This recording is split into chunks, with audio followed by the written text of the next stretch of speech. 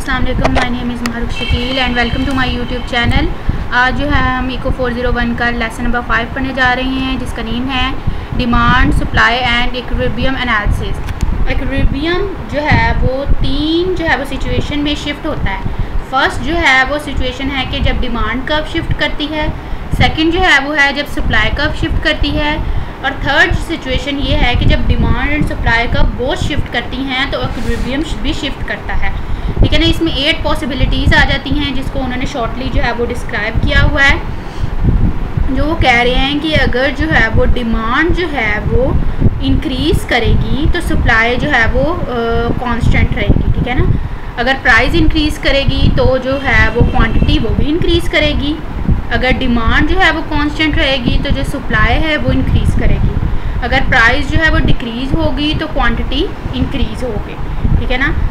इसमें जो है वो आगे है कि अगर डिमांड जो है वो इंक्रीज़ करेगी तो सप्लाई भी इंक्रीज़ करेगी। इस सिचुएशन में प्राइस में कोई जो है वो इफेक्ट नहीं पड़ेगा, जबकि जो क्वांटिटी है वो भी इंक्रीज़ करेगी। ये सारी 8 पॉसिबिलिटीज़ उन्होंने दी हुई हैं। इसकी जो है वो points to note in these 8 possibilities क्या हैं कि whenever the demand curve shift the new equilibrium is obtained by moving along the supply curve. कि जब डिमांड कर्व शिफ्ट होता है तो जो एक इक्विलिब्रियम है, न्यू इक्विलिब्रियम ऑब्टेन्ड होता है। ठीक है ना।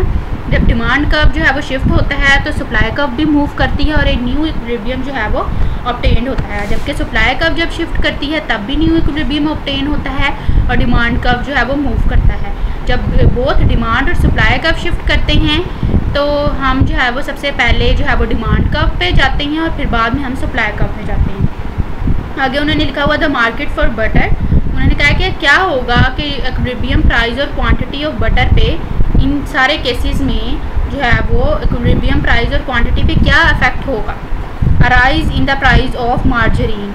जब जो है वो मार्जरीन की जो है वो प्राइस जो है वो बढ़ेगी तो इसकी डिमांड जो है वो इंक्रीज़ होगी और जो सप्लाई है वो डिक्रीज़ होगी। Arise in the demand for milk. जब मिल्क की डिमांड जो है वो बढ़ेगी तो जो सप्लाई है वो इंक्रीज़ करेगी और इसकी जो डिमांड है वो डिक्रीज़ करेगी। Arise in the price of bread. जब डबल रोटी की कीमत बढ़ेगी तो जो डिमांड है वो जो है वो डिक्रीज़ करेगी। Arise in the demand of bread. जब जो है वो डबल रोटी की कीमत जो है वो बढ़ेगी, डबल रोटी की डिमांड बढ़ेगी तो भी जो है वो डिमांड जो है वो क्या करेगी, इंक्रीज़ करेगी। जब जो है वो डबल रोटी की कीमत बढ़ी थी तब जो है वो डिमांड ने इंक्रीज़ किया था। जब डिमांड बढ़ेगी डबल रोटी की तो जो है वो डिमांड जो है वो क्या करेगी, डिक्रीज़ करेगी। Unexpected rise in the price of butter in near future. क्या ना, जो है वो अब वो कह रहे हैं कि अगर हमें ये जो है वो खदशा हो कि जो बटर है उसकी कीमत जो है वो आने वाले वक्त में जो है वो बढ़ेगी, तब जो है वो जो सप्लाई है वो डिक्रीज़ होगी और डिमांड इंक्रीज़ होगी। A tax on butter production. अगर जो है वो टैक्स लग जाएगा बटर की पैदावार पे तो जो सप्लाई है वो डिक्रीज़ होगी। ठीक है ना। आगे कह रहे हैं कि गवर्नमेंट रोल क्या है in price determination and equilibrium analysis. वो कह रहे हैं कि identification problem is a problem of how to identify demand and supply curve. This problem arises when both price and quantity. ठीक है। वो कह रहे हैं कि जो आइडेंटिफिकेशन प्रॉब्लम है वो एक ऐसा मसला है, उसको जो है वो आइडेंटिफाई किया जाता है डिमांड और सप्लाई कर्व से। ठीक है। ये प्रॉब्लम ये प्रॉब्लम जो है वो प्राइस और क्वांटिटी दोनों के साथ जो है वो अराइज होती है। आगे वो कह रहे हैं कि प्राइस सीलिंग क्या है। Price ceiling is the maximum price limit that the government set to ensure that price don't rise above the limit. Price ceiling एक ऐसी जो है वो मैक्सिमम प्राइस है जो गवर्नमेंट जो है वो सेट करती है कि गवर्नमेंट जो है वो एक लिमिट दे देती है कि इस लिमिट से ज़्यादा इस चीज़ की कीमत जो है वो नहीं बढ़ेगी। उसको प्राइस सीलिंग कहते हैं। एक ऐसी मैक्सिमम प्राइस है जो गवर्नमेंट जो है वो सेट कर देती है कि इस चीज़ के बढ़ने की कीमत जो है वो इस लिमिट तक है, इस लिमिट से ज़्यादा ये चीज़ नहीं बढ़ेगी। मिसाल के तौर पर मेडिसिन, यहाँ पर उन्होंने प्राइस सीलिंग का कर्व भी दिया हुआ है, जहाँ पर जो है वो नीचे की तरफ क्वांटिटी 1, क्वांटिटी 2 एंड क्वांटिटी 4 दिया गया है और इसके जो है वो अपोजिट साइड पे जो है वो प्राइस दिया हुआ है। ठीक है। डिमांड और सप्लाई कर्व जो है वो आपस में इंटरसेक्ट कर रही हैं। ठीक है। ये इन्होंने इसका ग्राफ जो है वो शो किया गया है। नेक्स्ट है प्राइस फ्लोर। प्राइस फ्लोर जो है वो ऐसी कम से कम कीमत है जो गवर्नमेंट जो है वो सेट करती है जो है वो to support our desired commodity, मतलब जो है वो अफोर्ड नहीं करते उनको सपोर्ट करने के लिए जो है वो एक जो है वो गवर्नमेंट जो है वो कम से कम ऐसी प्राइस सेट करती है ताकि जो है वो जो डिज़ायर्ड कमोडिटी है उनको सपोर्ट किया जा सके और उनको जो है वो सहूलत दी जा सके माशरे में। जैसे कि वेजेस हैं, अभी इन्होंने इसका भी जो है वो ग्राफ शो किया गया है जिसमें एक तरफ जो है वो क्वांटिटी दी गई है, दूसरी तरफ जो है वो प्राइस दी गई है।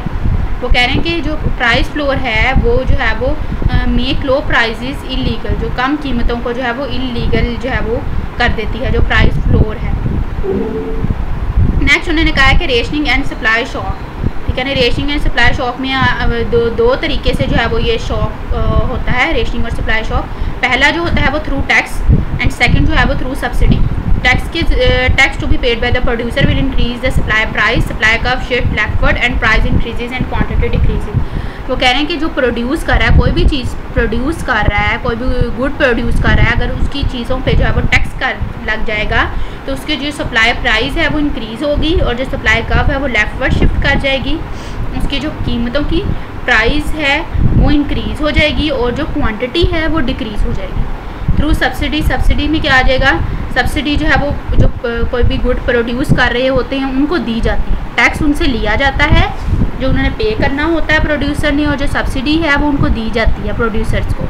Will decrease the supply price, इससे में जो है वो सप्लाई प्राइस जो है वो कम हो जाती है और जो सप्लाई कर्व है वो राइटवर्ड शिफ्ट कर जाती है, जो कीमत है वो कम हो जाती है और क्वांटिटी जो है वो बढ़ जाती है। सोशल कॉस्ट जो है वो एक ऐसा इकोनॉमिक डिसीजन है, ये प्राइवेट भी हो सकता है, पब्लिक भी हो सकता है, ये जो है वो मुआशरे की वजह से जो है वो जन्म लेता है, ठीक है ना। ये जो है वो इकोनॉमिक डिसीजन है, ठीक है। Social cost is the cost of an economic decision. Social cost जो है वो इकोनॉमिक डिसीजन जो है वो उसकी कीमत है, ये प्राइवेट भी हो सकती है, पब्लिक भी हो सकती है, ये सोसाइटी की वजह से जो है वो होती है, पैदा होती है। आगे है marginal social cost. Marginal social cost जो है वो is the change in social cost caused by unit change in output. Marginal cost social cost जो है वो जो सोशल कॉस्ट है उसमें तब्दीली है, जो किसकी वजह से होती है कि अगर एक यूनिट जो है वो चेंज हो, जो आपको आउटपुट मिल रहा है उसमें जो है वो अगर एक यूनिट चेंज हो तो जो है वो मार्जिनल सोशल कॉस्ट जो है वो प्रोड्यूस होती है। यहीं तक था मेरा लेक्चर। अगर आपको मेरी वीडियो पसंद आई हो तो लाइक कीजिएगा, शेयर कीजिएगा, सब्सक्राइब कीजिएगा। अल्लाह हाफिज़।